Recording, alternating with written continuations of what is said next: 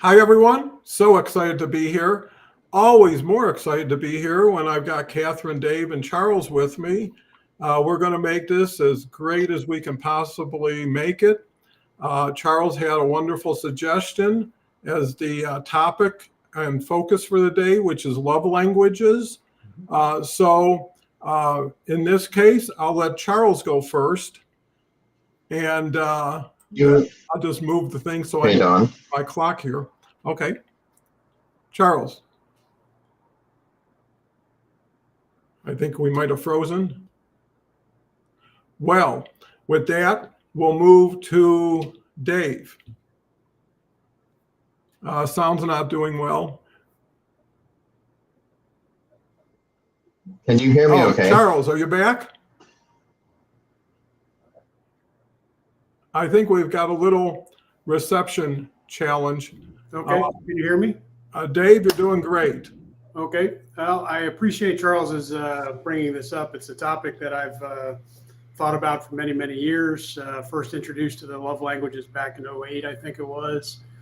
And then it was a struggle for me. I'll just go right into the deep depths here, if you will. I've never been shy about explaining that my ex-wife and I had separated for a year or two back a couple of years ago, about 6, 7 years ago. And she asked me point blank, well, what do I think my love language is? And I said, well, I have no idea. What do you think it is? And she says, look, Dave, I've been trying for 7 to 8 years and I've asked the kids and nobody knows what your love language is. It was just impossible to figure out. And I finally figured it out that it's touch, probably is my primary. But I want to point out that love languages aren't about what your love language. It's a two-pronged approach. It has to be a double-edged, a two-sided coin. You have to identify your own because that takes a lot of work to figure out your own interests. But what is the love language of your partner so that you can complete them and be the other half of that coin so you can provide them what they need. That's where I'll start. Okay, well, that's a great place to start. And, let's get Charles back into the show. Charles? I am here. Can you hear me okay? Doing great. All right. Thanks for that. Sorry about that temporary freeze. So the five love languages. So thanks, Dave, for sharing that. Basically, there's 5 love languages. Let me just very quickly run through them all. One of them is physical touch, which Dave has just identified as his love language. And the second one is quality time, and that means actually spending time with people. So the way you express your love or appreciation for people is spending time with them. Another one is gifts or treasures. So in other words, the way you express appreciation or love for someone is by giving or receiving gifts. The other one is acts of service, which is actually my primary love language, is serving people, doing things for people, helping people. And then the fifth one is words of affirmation, which is like giving compliments, affirming and confirming who people are for you in their life, or who they are for you, who you are for them, and that kind of thing. So physical touch, quality time, words of affirmation, acts of service, and receiving gifts. And my primary love language is acts of service, which I think most people in my life would probably recognize, that I'm the one that will willingly wash the dishes. I'm the one that will do things for other people, and always keen and eager to lend a helping hand. Well, sounds great. Catherine, your turn. Well, it's so funny because when you were talking, Dave, it brought to mind when my ex-husband and I were separating. During one of our conversations, he said to me, you're all about the experiences and I'm all about the stuff. Right. And I said, well, okay, you have a good time with all your stuff. And so I think that points to my strong suit of being, quality time. Spending time with people. When the kids were growing up, I thought it was my responsibility, but also my greatest pleasure, was to go and do things with the kids, right? And go on a new adventure and go learn something new or go see something new and whatnot. So I think that, acts of service kind of plays into that as well. But I think my strong suit is really quality time. Well, I appreciate that. And it's a great foundation for our show today. Looking at my love languages, I guess I take a little bit from each and try to make things illuminate and expand a little faster than they might have without my assistance. So having fun whenever possible is primary. Helping others and seeing the help start to germinate within them. When their eyes start to open, when they start to be a little more positive, and it's just adding. And I think if you just walk around with a plus sign all day and add to wherever you go, like fairy dust or whatever, that will materialize or manifest what you want, it's a validation and confirmation of your own value because you have demonstrated your ability to bring value as opposed to take it away. Or again, like I've said before, be interested, not interesting. How are people when you leave them? If they're better than when you first saw them or met them, you've added to them. And in turn, they will add to themselves. And in turn, they may even help others. So you have a 3-4 car train running up that track with you. So without getting too specific, Charles. Yeah, thanks for that, Don. And I want to just come back to what Dave said. He is absolutely right that it's a two-way street. So on the one hand, you want to recognize what your love language is and how do you express appreciation, respect, and love for other individuals. But at the same time, it's always helpful to understand what the love languages are of the people in your life, your partner, wife, spouse, for example, girlfriend, boyfriend, your best friend. What is their love language? Because if I'm all about acts of service and I'm always serving my wife, that's great. But her love language is actually affirmation, words of affirmation. And so what I want to be doing is speaking into her love language. I want to be affirming her because that's what connects with her the most and makes the difference the most. So it is absolutely, as Dave says, it's absolutely a two-way street. And you need to understand and talk about what each other's love language is. Well, very good. And I think that, we're starting to all see some of what it can do for us with what everybody else is saying is doing for them. Dave? Yeah, Charles, I think that's brilliant. As you were talking, the thought occurred to me was, it's interesting that your love language is acts of service, but you're doing acts of service for others. But I've always thought of love languages as what it is we expect from others. Your love language is acts of service, so you would expect a love language like the other people to express it by doing acts of service, not you doing acts of service for them necessarily, is how I've understood the love language process. Lastly, I would just say we have to be open to also understanding what it is that, not just what the person expects to receive, but to the same point, Charles, and I guess I'm contradicting myself a little bit, because we have to be aware of how other people you're expressing yourself through active service to your wife. She has to recognize that that's making you feel better. Just the other day, I got a text from an old shipmate, hey, happy Veterans Day. And it was just kind of like, okay, great. I hear thank you for your service all the time. And he went on to say a number of nice things. And I recognized, oh, wait a minute. He doesn't know he can't from 3,000 miles put a hand on my back and say, good job. And that's my touch, my love language. His love language is sharing words of affirmation. So I recognized that because I knew this was the topic today. I had it on my mind. So it's very important to recognize, maybe I'm getting at the point that it's a quadrant piece, how we convey our own love language and expect to receive it, both, and then what other people expect and how they convey it. So it's a four-pronged approach, maybe not just a two-pronged. Yeah, I believe that it gives you a little bit more definition further. We've got some comments. Omar's here. Omar's here even when he's not here with his influence that he brings to LinkedIn. I mentioned Omar. I was fortunate to be on your Zoom party yesterday. Great show, all about Think and Grow Rich. And there was nobody better than Leslie Flowers to bring that to the public. How we treat people with kindness and love in the way we like is the way we like to be treated. I think that's more than fair, and I think fairness has a lot to do with everything. You know, if you can reserve measuring and who got what and who's going to get what and who didn't get what, you can really focus on the what instead of the plus or the minus of the what. So thank you for that, Omar. Thank you for coming today.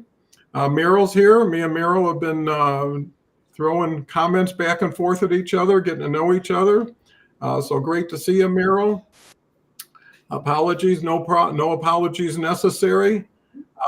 And with that, I'll turn it over to, I believe, Catherine. Okay. Okay. Yeah.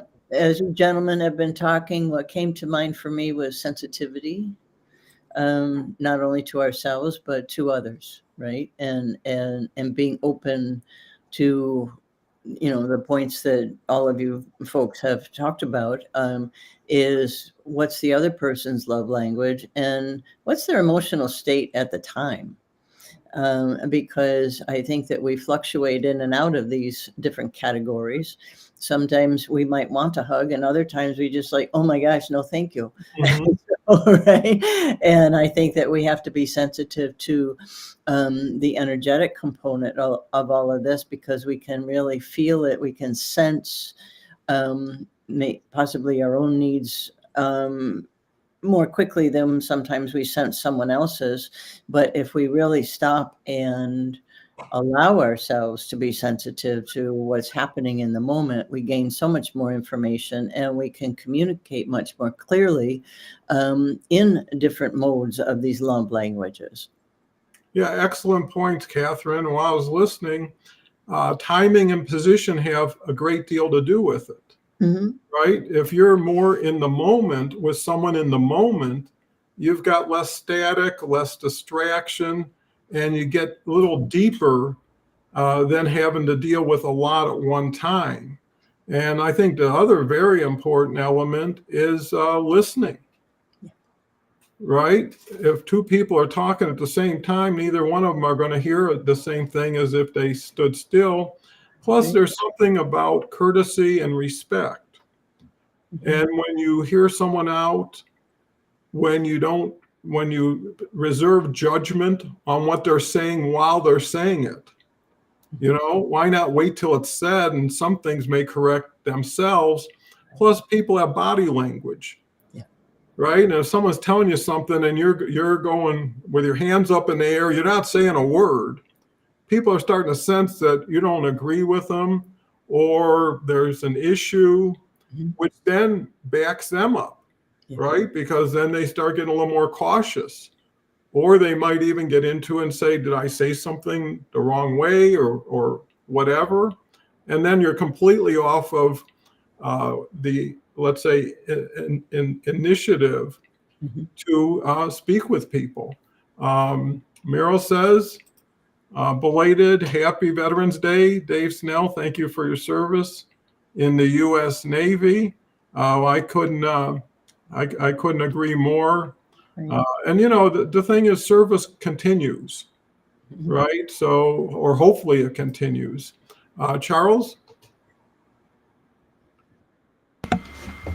Yeah. So what I wanted to you know, sometimes the real work isn't in actually speaking your partner's language, but it's taking 100% responsibility for the relationship itself and just being aware of how people give and receive love.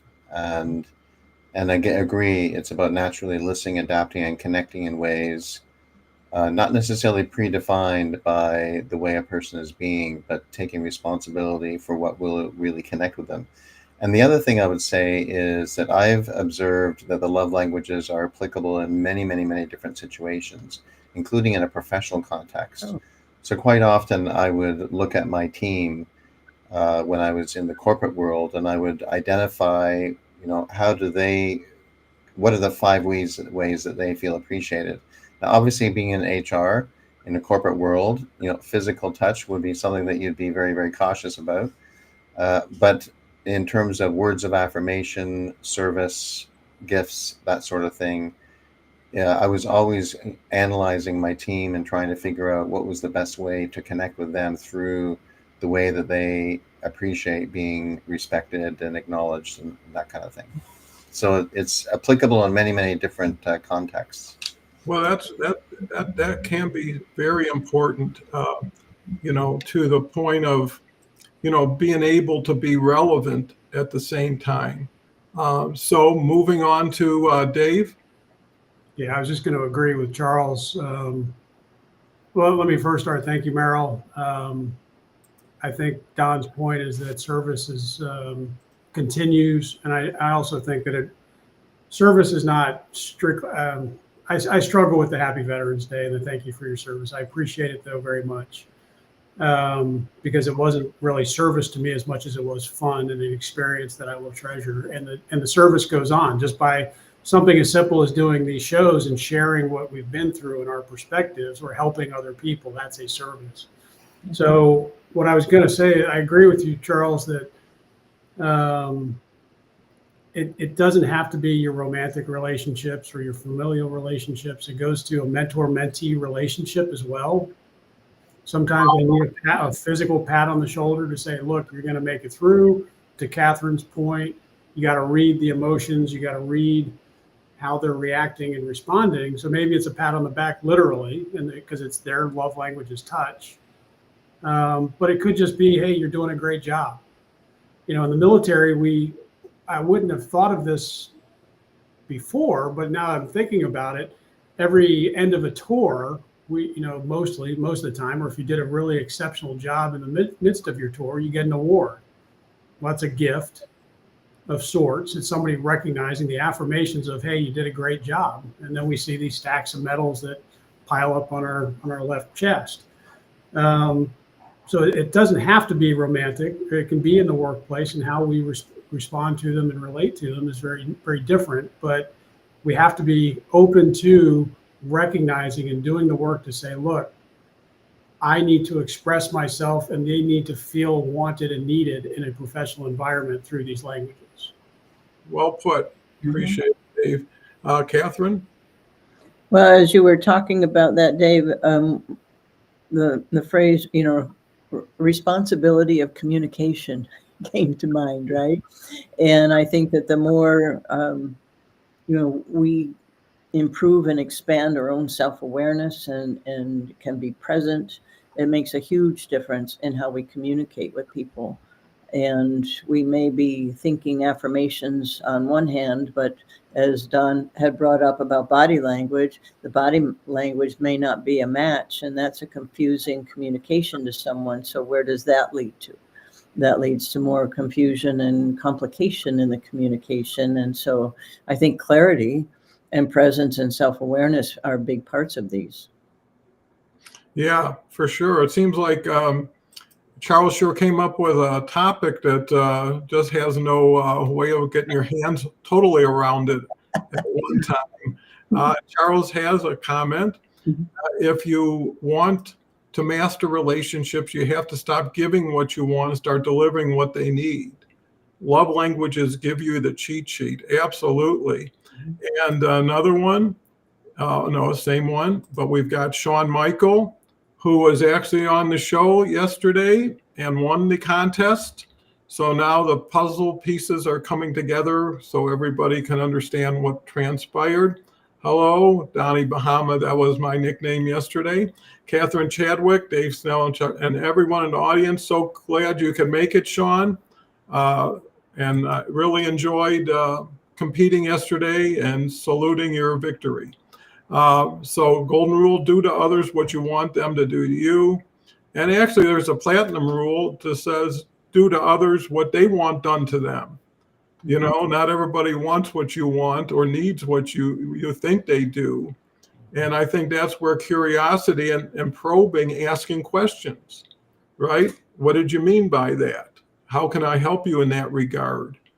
You know, there's a saying, you can't sell somebody something until they tell you they have a need for it, you know, and there's no rush, right? It's better for a steady progression where people get comfortable and familiar and can actually point to some progress that transpired. And a compliment goes a long way because you don't know what you don't know. When someone says, you know, based on our last discussion, that really motivated me to get to work on this, or that, or I changed the way I do things. And in a lot of ways, what we're talking about is modeling.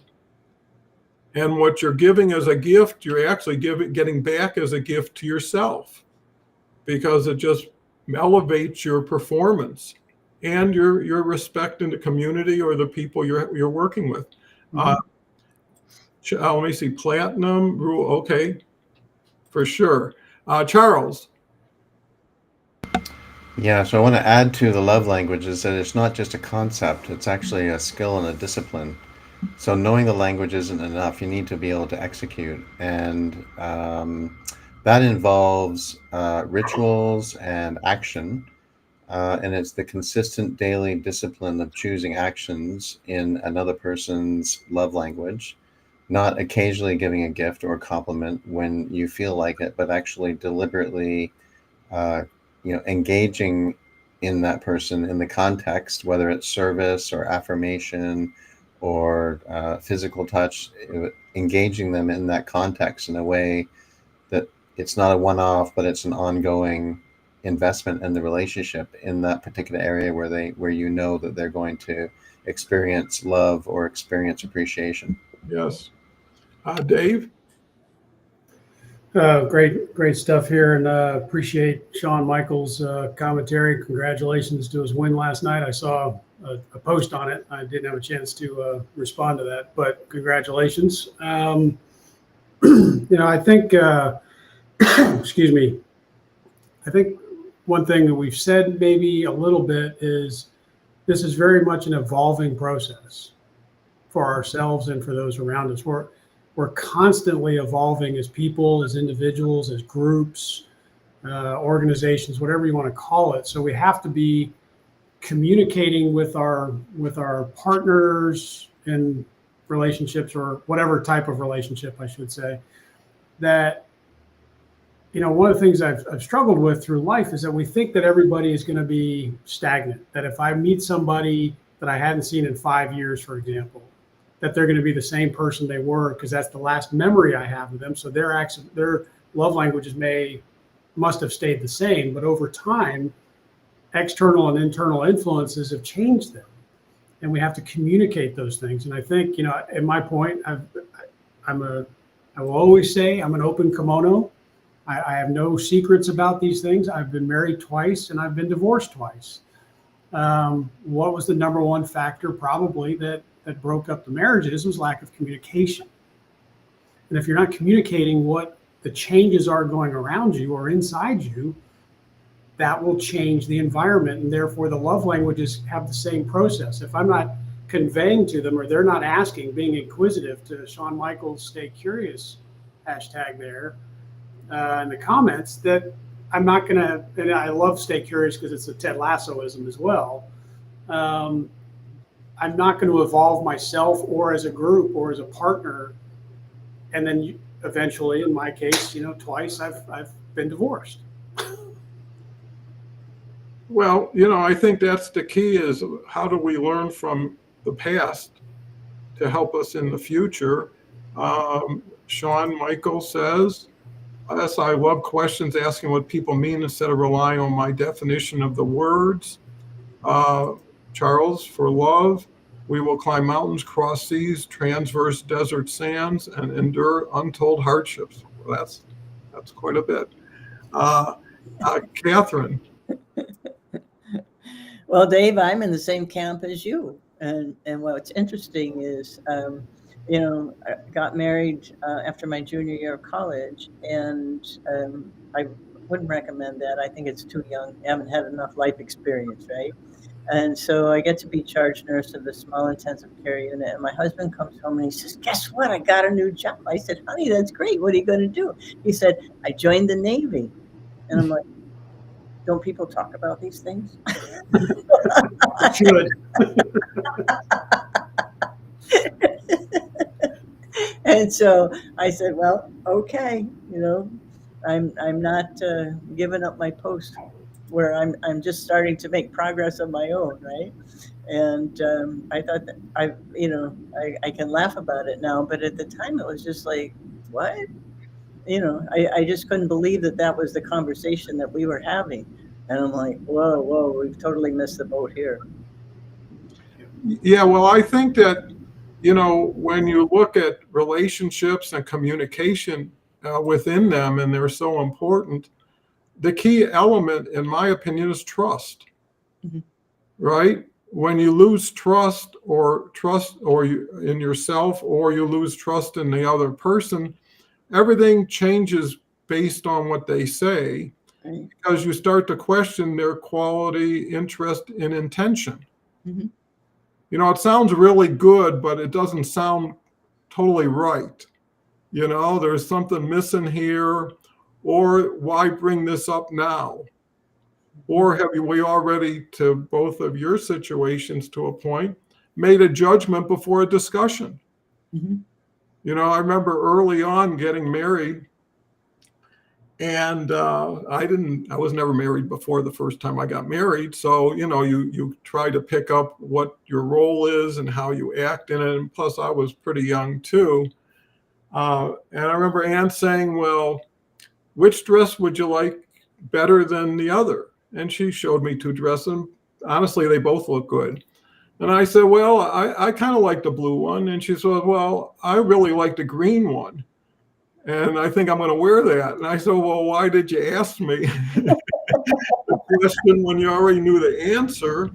And I wouldn't even got involved with it.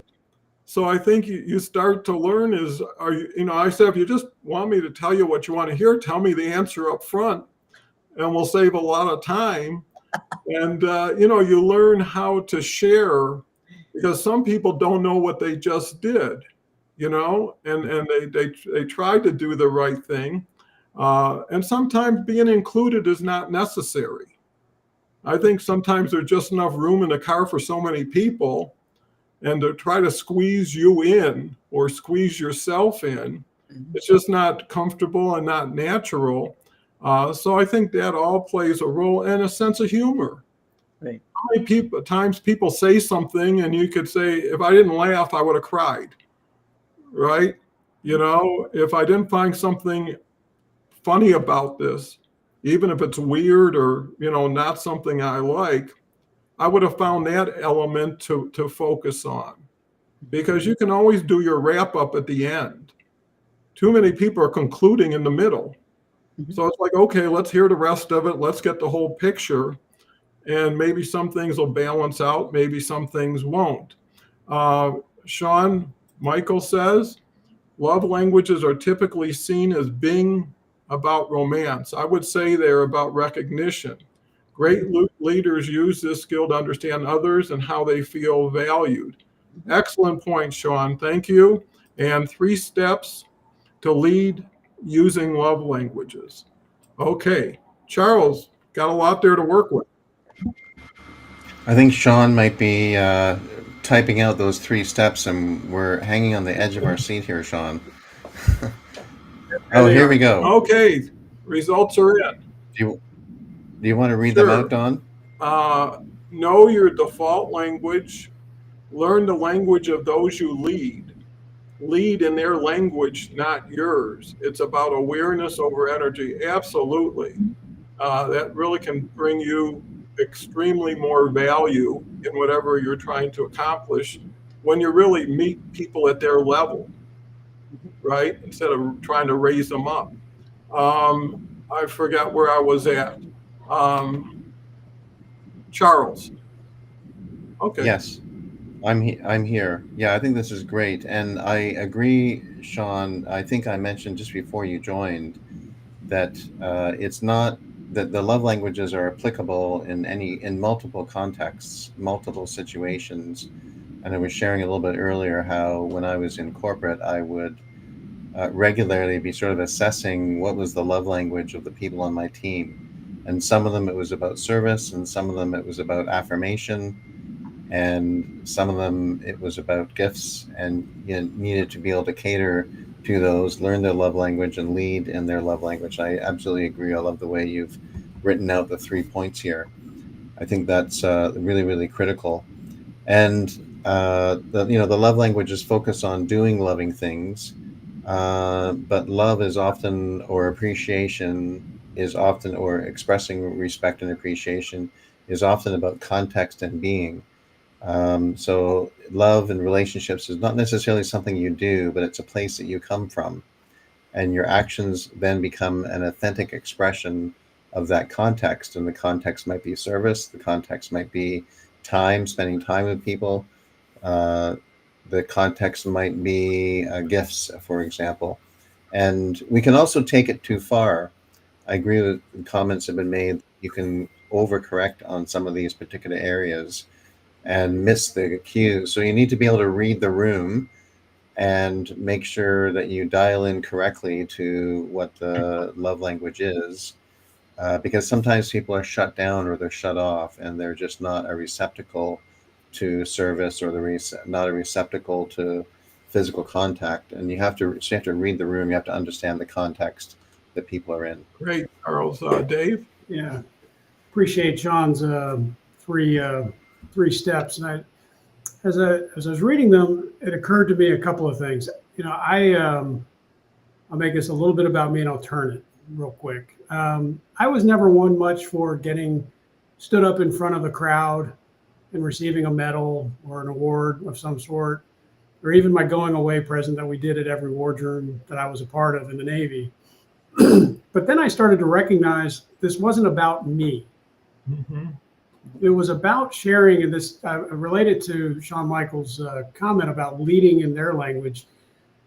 When you're working in a bigger organization than just a relationship with one or with two people, for example, I have to read a room, to our point earlier, and recognize that I can give an award to an individual, present it in front of a group, but I'm going to share that the team did it. I'm going to recognize that some people need to hear, look, Seaman Schmuckatelli is getting this award because you did these things, he did these things, it was a team effort, whatever it was. I'm struggling with how I said this. I had it really great in my mind. That, look, one person getting an award or recognition, it may not be their love language to do so, but sometimes they need that because, for example, in the military, for example, I don't know about so much on the corporate side, these awards help people recognize expertise when it comes to promotions. Okay, so you may not, I didn't appreciate being put up in front of people or even being recognized, but I knew that it helped me when I got my promotion or my next job assignment. But at the same time, I'm getting at is, while I'm up there receiving an award, if I'm the leader, giving out the award, I can say, look, these are important parts of our career path. You're doing great. And I can turn it back to them and take it off the person who's shy like myself about it. Say, look, you guys are doing great work. I'm going to affirm what you're doing as well, but Dave's leaving and he got it today. Keep up the good work. There's ways to lead in their language, even though I'm kind of messing it up, and I'll leave it at that. No, I think it was very, very clear to me. You did great. I'm stumbling in my own mind, maybe. Not a problem. Meryl says, I guess to my comment, otherwise we'd have a clown car, happy to insert a little comic relief. Thank you for being aware of it and sharing that.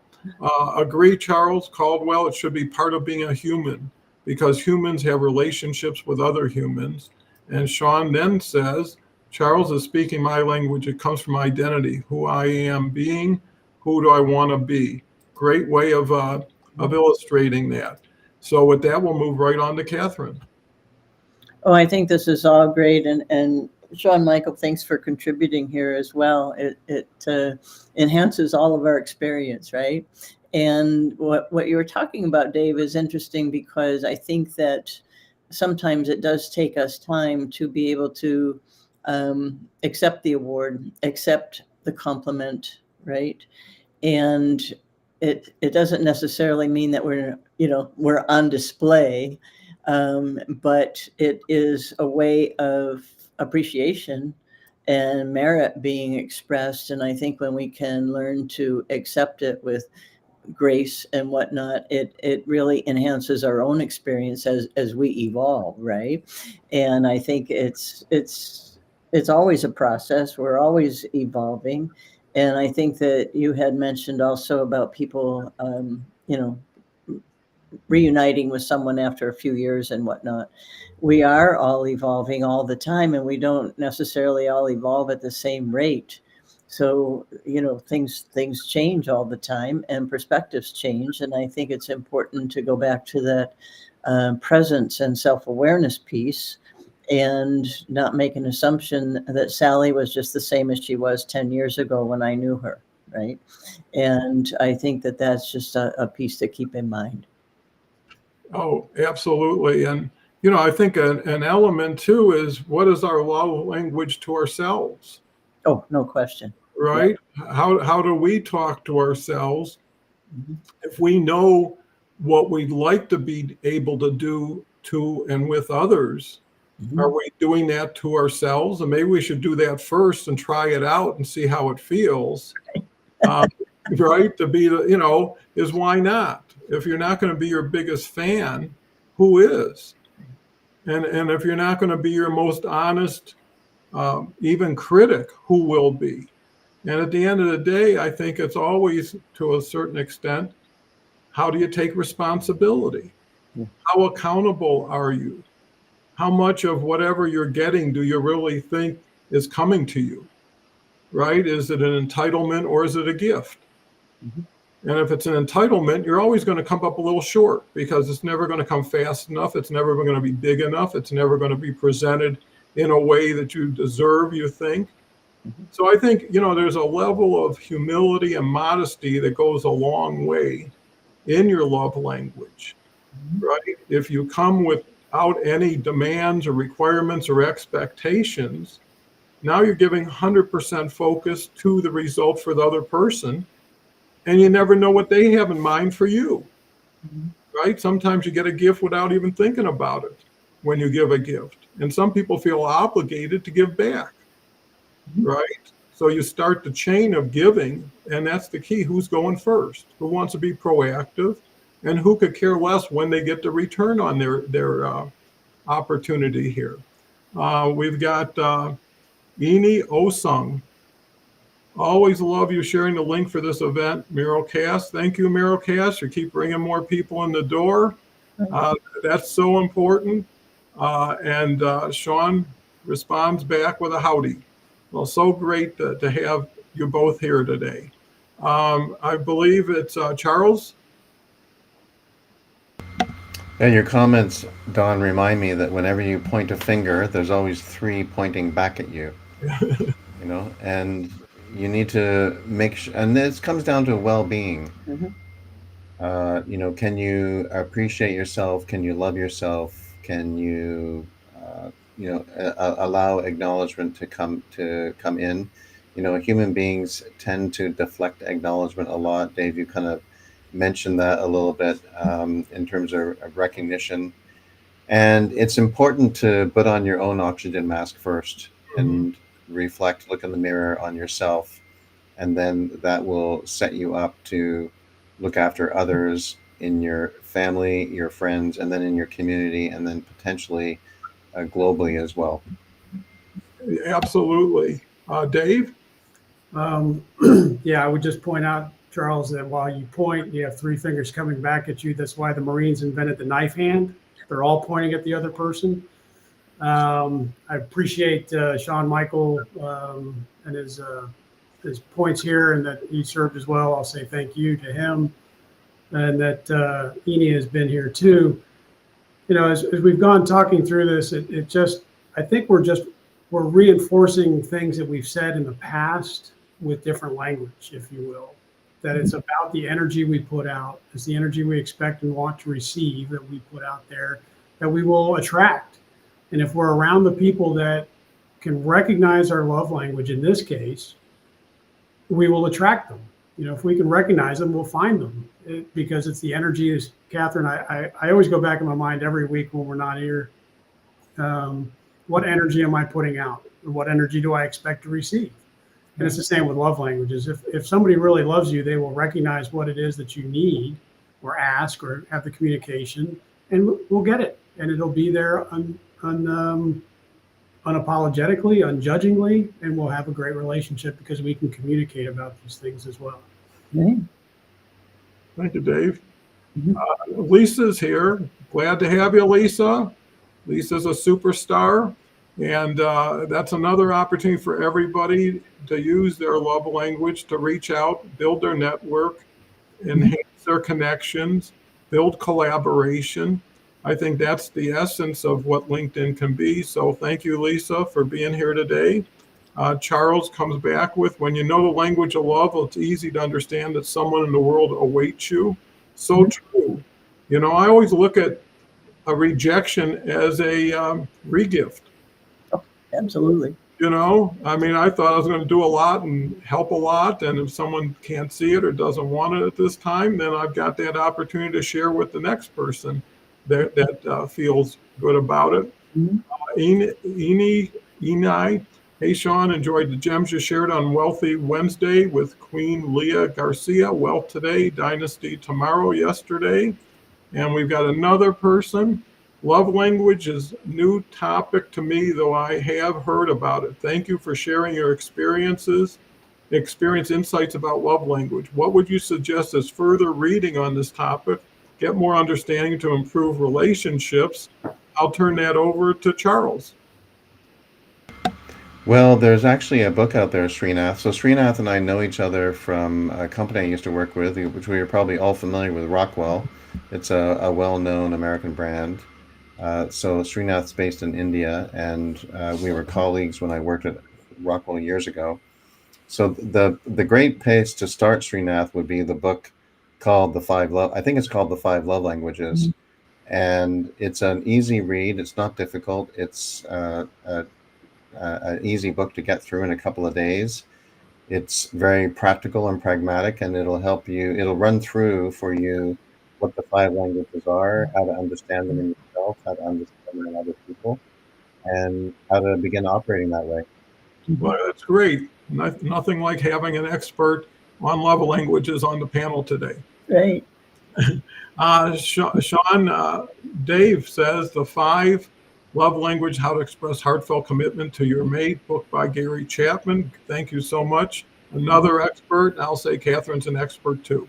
So with that, basically, we're moving on to I think it's Catherine. I think I'm up next. Right. Thank you, Catherine. Well, what's so interesting is, you know, it's not always all about us, is what we're landing on too. And I agree with you, Don, that there's a gift in everything, right? Because everything is information.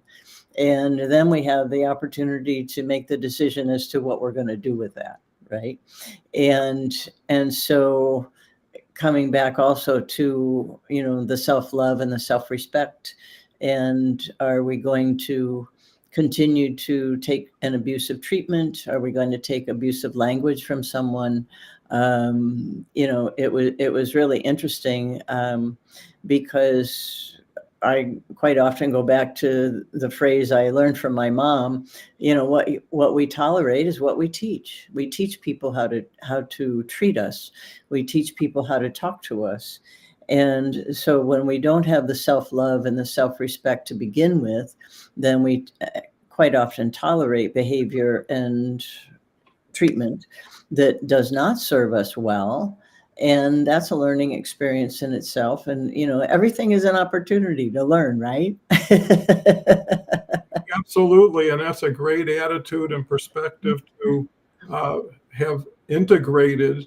And, you know, the other thing is we talk about love languages like it's above and beyond or it's something special, but it is something you can integrate into your persona into your approach to people and have something to measure against, right? If you have intention to say, I think I can help this person, but let me try. Instead of, I know I can help this person, let that person listen, right? And again, it's a matter of service, but serving, not being served. And if you're that much smarter, that much faster, that much better in so many ways, do you have the patience and tolerance to not let that come out so overtly? Mm-hmm. Right? Because people will listen to certain people no matter what they say, either because they respect them so much or they believe in something so much. But that shouldn't be an opportunity for people to take advantage of other people. Mm-hmm. And that's where honesty, trust, and integrity really start to show up. And I think people will remember you by how you treated them, not just what you treated them with. It's that whole, comfort, care, a relaxed situation you could have with other people that make things possible.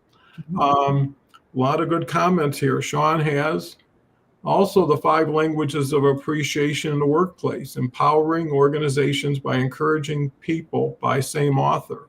Thank you, Sean. So many well-read people here.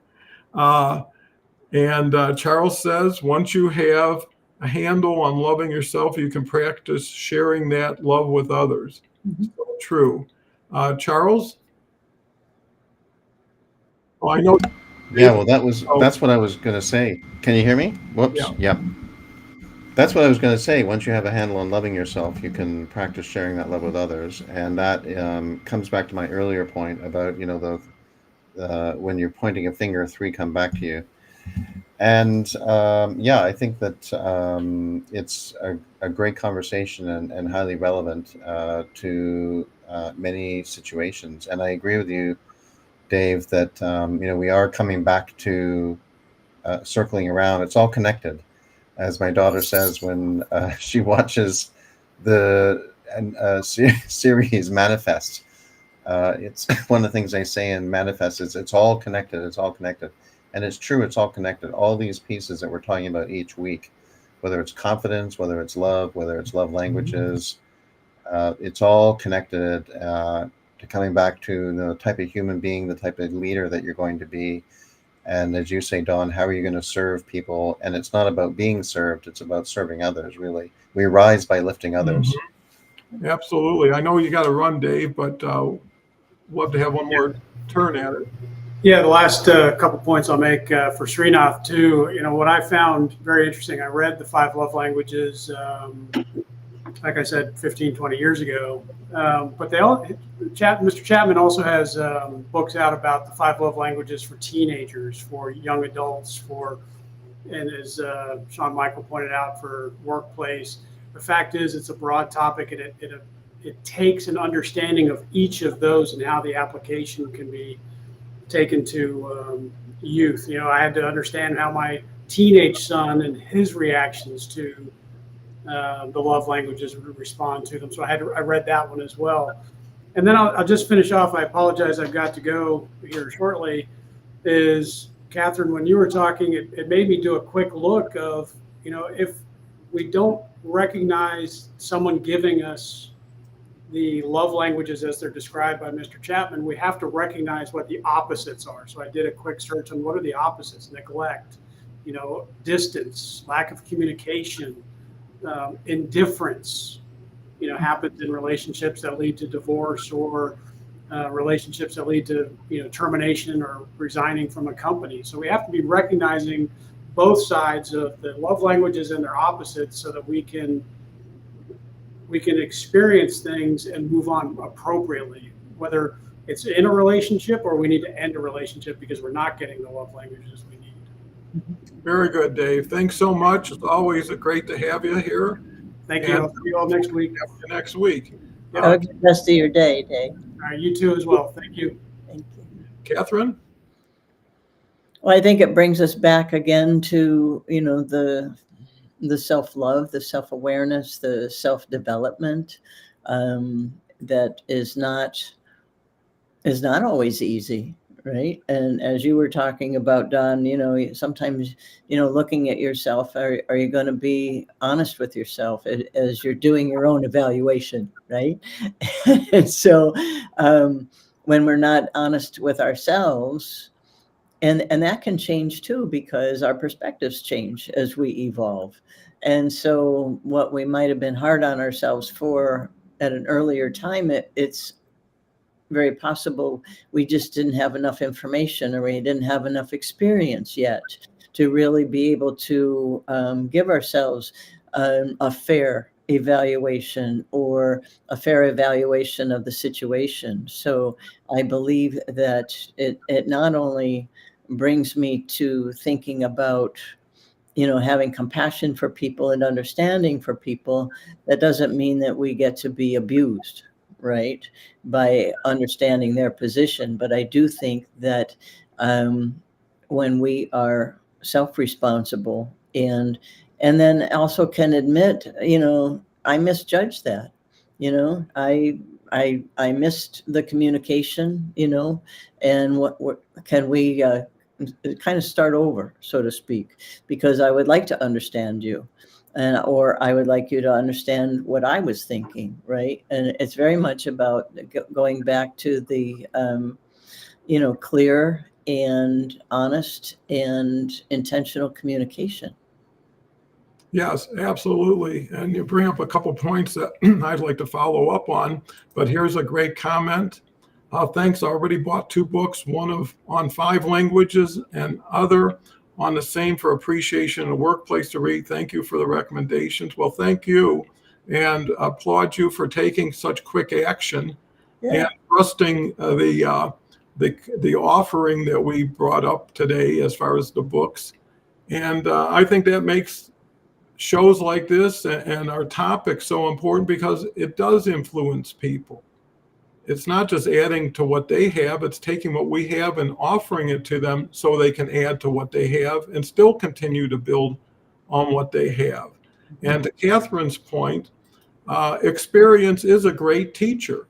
It's legit, right? It happened. You can't change what happened. You could change how you look at it, but you start to identify in other people how you used to be and didn't even know it at the time. Right? There's some people who they can't talk enough. They can't get enough in because somehow they have to earn it, or they got to justify it. And just like the other week when we talked about confidence, having that quiet confidence, having an ability to share something without showing some urgency, or it's the end of the world if you don't do it, putting it in a more promising foundation for people. And also knowing that you're a resource, that people have access to you, right? So if you don't understand something, need help, give me a call. People love to hear that. So it's not like set and forget, goodbye. It's really, hopefully, this is the building blocks for future communications and relationships.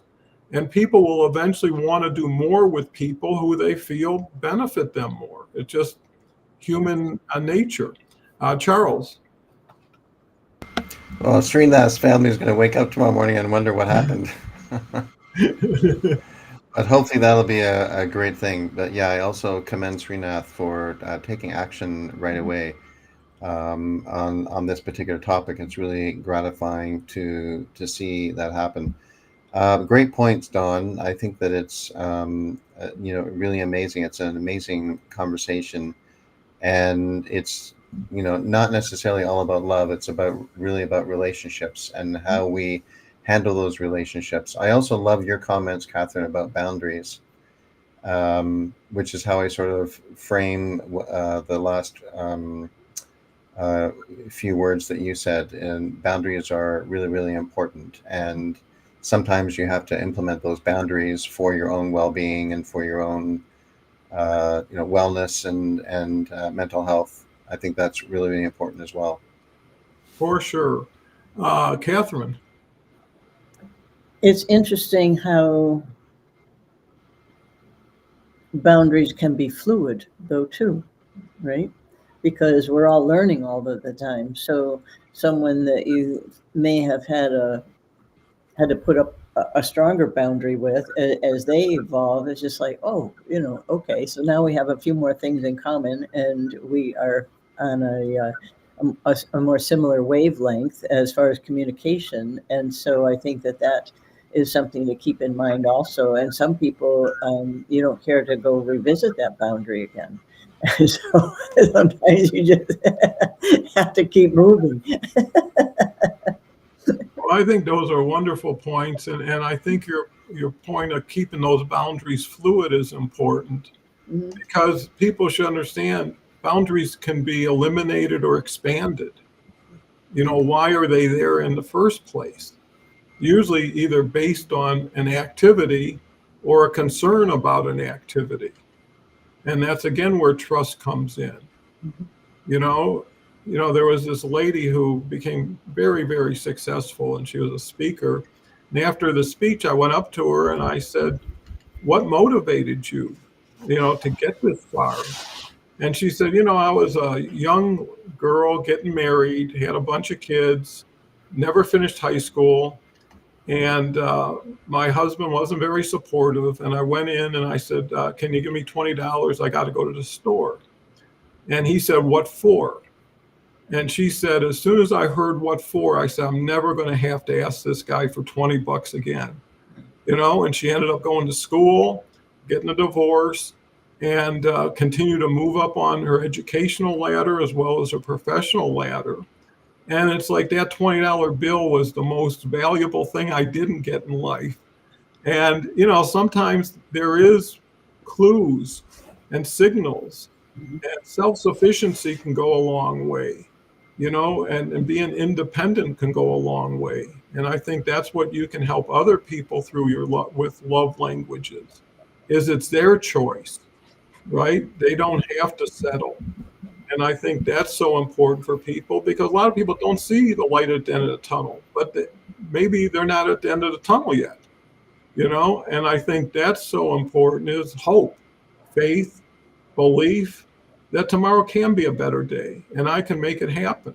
And I think that those are fundamental to moving forward. Charles? And hopefully people don't have to have those types of lessons too often, Don, because that was probably a tough lesson for that individual to absorb.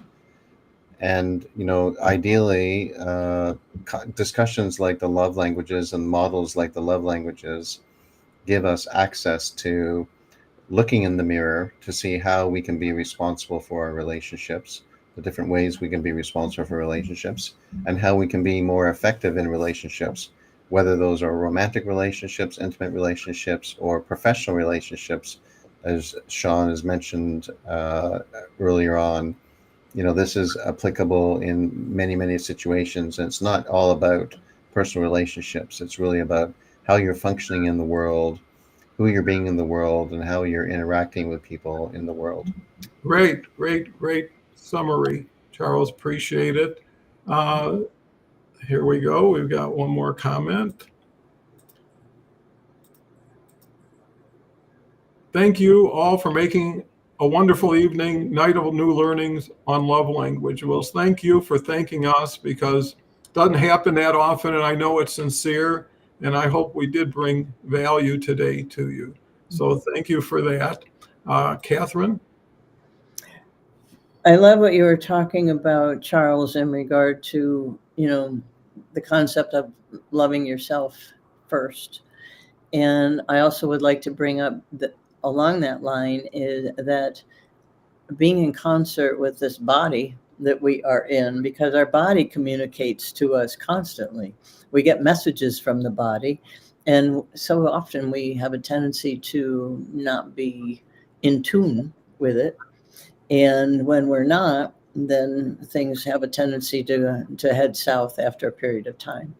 And I believe it's important to have the love languages with your body. The body, mind, energy is this all one entity, right? And so in different levels. And when we do not pay attention and honor the language of the body, then we're setting ourselves up for some disappointments. Absolutely. And I guess I'll just put a little something on top of this. is that a lot of people don't use the word love enough. They use it like in case of an emergency or something unbelievable, they bring their love word out. But just saying, I love what you just said, right? I mean, it just shows you're reaching out at a higher level of frequency versus, hey, I think what you're wearing's okay, or I like this. But, when you can get into it, I really love that, because you got to figure people took the time to buy things, try things on, get themselves ready. And how many people get unnoticed? Probably 99% of them. But, I believe if I feel something and see something, I should share something. And you need to do it quickly or it'll vanish, or you'll tell yourself, well, might sound too forward, or, but that's for someone else to decide. If you're doing things with quality intention, sincere service, and you see a smile on their face, most people will either deny it, well, it's not that pretty, or it's not that nice, but other people say, be gracious and say, thank you so much for noticing. I certainly appreciate that. Right. And that will open up a conversation, because it shows you're that kind of person that can lead with an open kimono, and can be who you are. And why not get to who you are at the beginning instead of trying to figure out how to disguise it till the end? Now you got nothing but conflict in your life. I'll finish with one more Shawn Michael comment. Thank you so much, Shawn, for bringing love today. Self-love, self-acceptance, and self-concept are the solid base we can build to be a better leader, spouse, parent, friend, to be a better human who owns mistakes, acts with courage, celebrates others, holds boundaries, and much more. Well, I couldn't have said it better, and I'm so happy you were here to share that today, Shawn, and everybody. Wonderful comments, wonderful interaction. Let's go out and take this discussion to the world and make everybody's life, including ours, a little bit better than it was before the show. So with that said, I want to thank everybody. Come back next week. I don't know what the word is. If anybody has one, feel free to reach out and share it. I'll definitely consider it. Thank you, Charles. Thank you, Catherine. Thank you. And so we'll end this stream today.